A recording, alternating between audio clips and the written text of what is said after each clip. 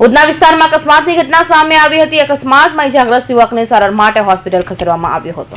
Bike લઈને નીકળેલા યુવકનો રસ્તામાં અકસ્માત સર્જાયો હતો। યુવકને આંખના ભાગે ઈજાઓ પહોંચતા સારવાર અર્થે હોસ્પિટલ ખસેડાયો હતો।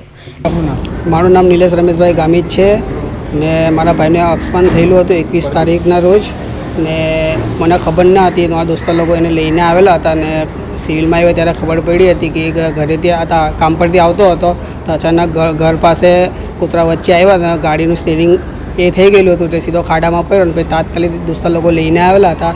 પછી મને ફોન આવ્યો એટલે હું તાત્કાલિક પછી લઈને અહીંયા આવ્યો। એ પછી બાદ અમને બીજા દિવસે બોલાવ્યા। પછી એ બાદ અમને સારવાર માટે આવ જાવ કરતો હતો ને પછી કાલે